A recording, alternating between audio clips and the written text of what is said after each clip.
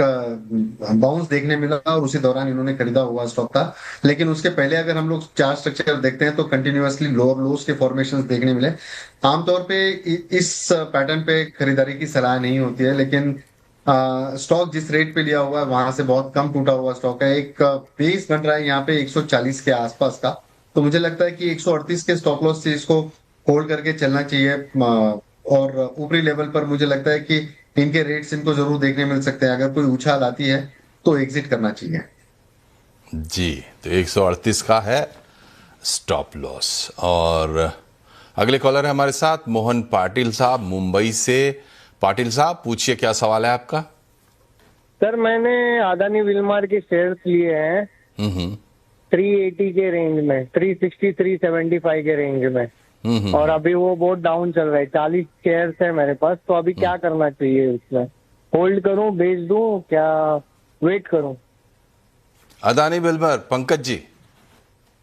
देखिए, जिस हिसाब से चार्ट स्ट्रक्चर दिख रहा है बहुत डिस्ट्रक्टिव है चार्ट स्ट्रक्चर। और बहुत इंपॉर्टेंटली हम लोगों को मॉनिटर करना चाहिए यहाँ पे वॉल्यूम्स की एक्टिविटी। वॉल्यूम भी बहुत ज्यादा श्रिंक होते हुए यहाँ पे नजर आ रहे हैं पिछले काफी दिनों से।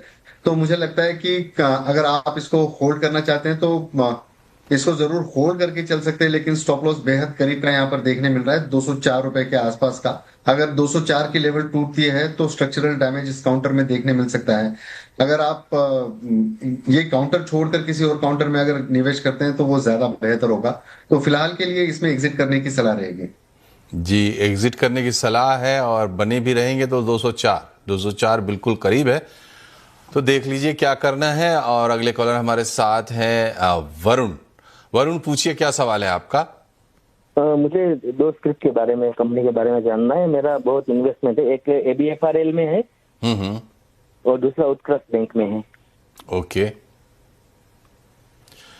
तो ABFRL में 700 शेयर हैं 82 के भाव पर, और उत्कर्ष स्मॉल फाइनेंस में 5750 शेयर हैं 20 रुपए के भाव पे। पंकज जी, क्या सलाह रहेगी? पहले उत्कर्ष स्मॉल फाइनेंस की अगर बात करें तो।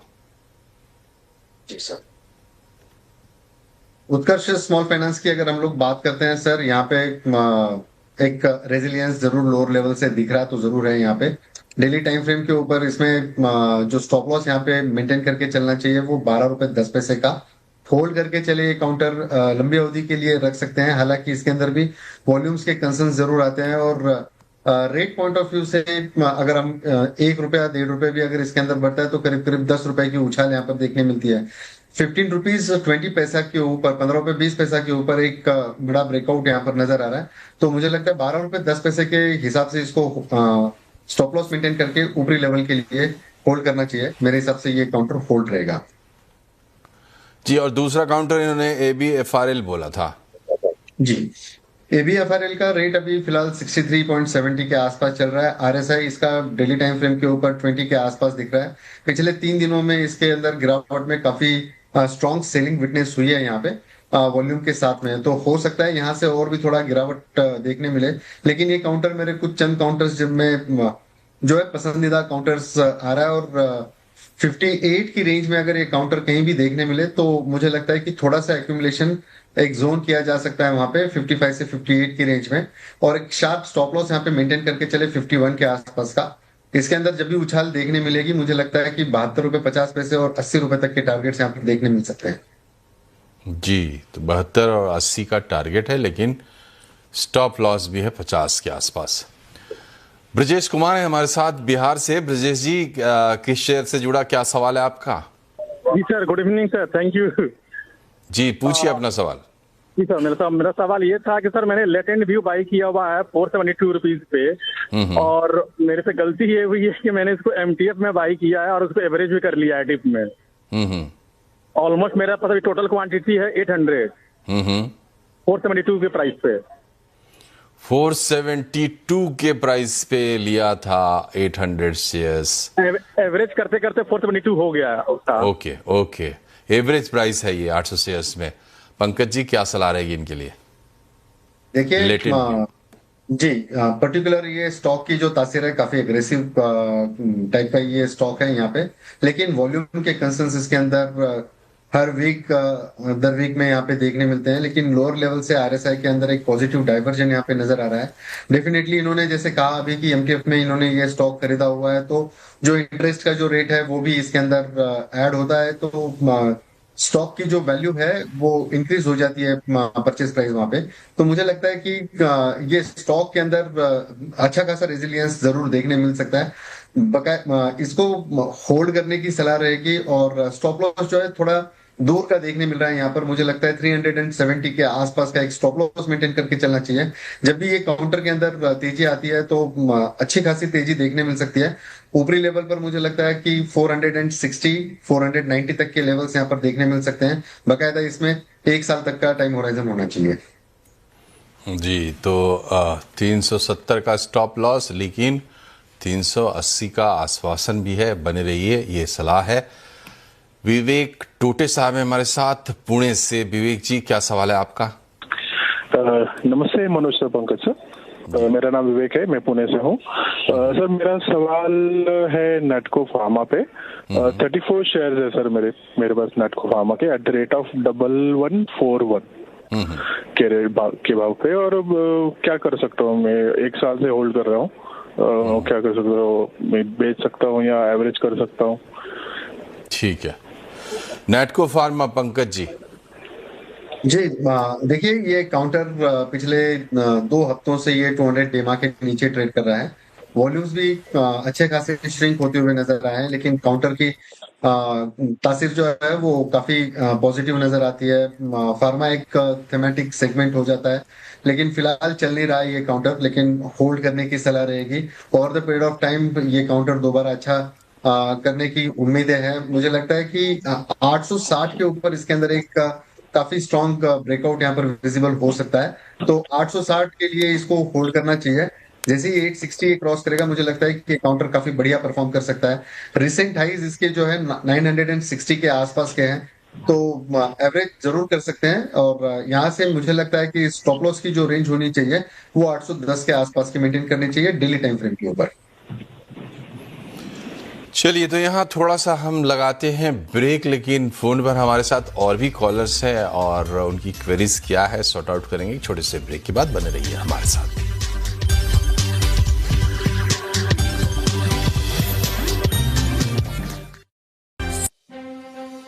ये है टीवी 18 और आप देख रहे हैं CNBC आवाज।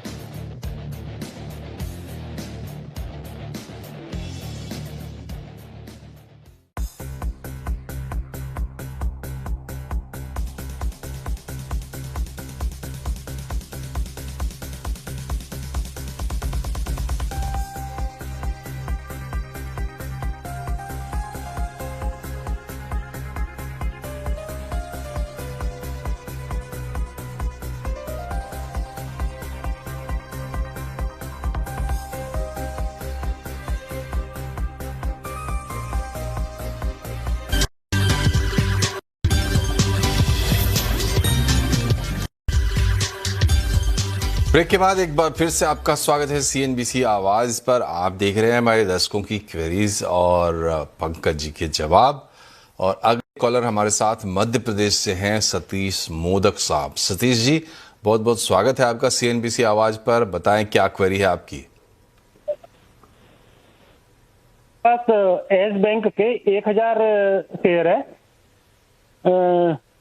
2020 में खरीदे थे सर 12 रुपए के रेट से।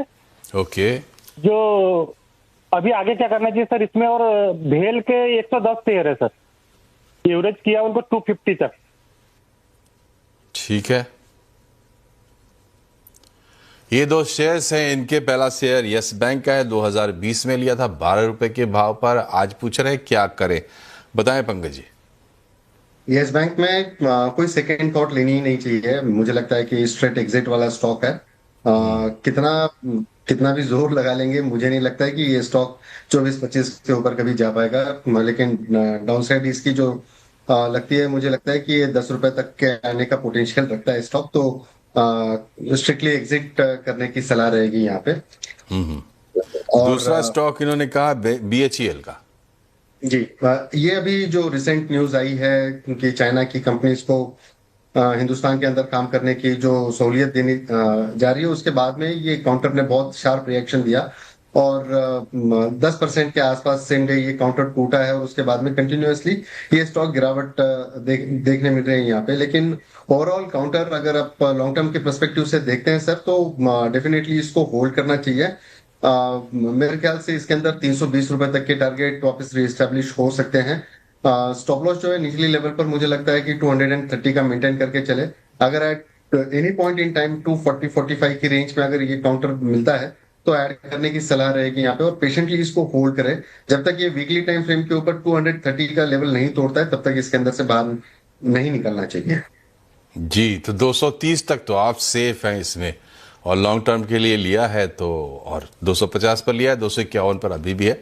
स्थिति आपके सामने साफ है। संतोष सिंह साहब है हमारे टाटा नगर से। संतोष जी, पूछिए क्या सवाल है आपका। हाँ, गुड इवनिंग सर। मेरा सवाल Lodha developers 1200 at the rate 2000 quantity है, और त्रिवेणी इंजीनियरिंग है 494 पे 7260 क्वांटिटी है, भी क्वांटिटी है। यूज लॉस में हूँ।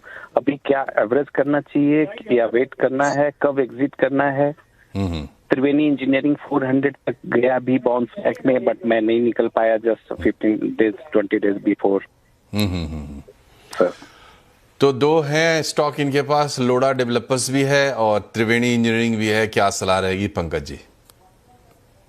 सर देखिए, जहां तक बात लोढ़ा की है, अनडाउटेबली ये काउंटर पिछले 2 हफ्तों से ये करीब बड़ी गिरावट दिखा रहा है। 1130 से लेकर 935-930 की 940 की रेंज है। तो एक बड़ी गिरावट यहाँ पर जरूर देखने मिली है, लेकिन काउंटर काफी स्ट्रांग है। ये डेफिनेटली आपको आपके रेट्स जरूर दे सकता है।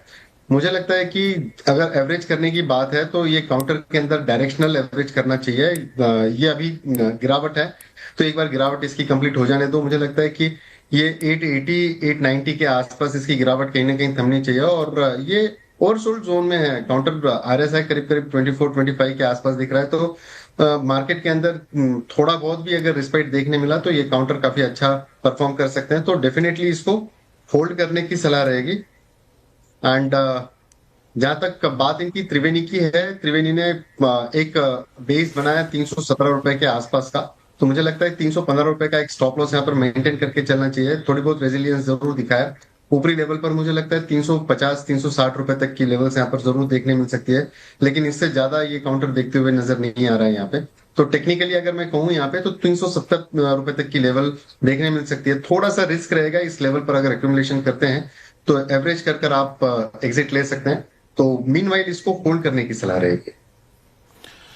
चलिए, तो आज का समय हुआ समाप्त। बहुत बहुत शुक्रिया आपका पंकज जी हमसे जुड़ने के लिए और इतने अच्छी तरीके से सारी क्वेरीज आंसर करने के लिए।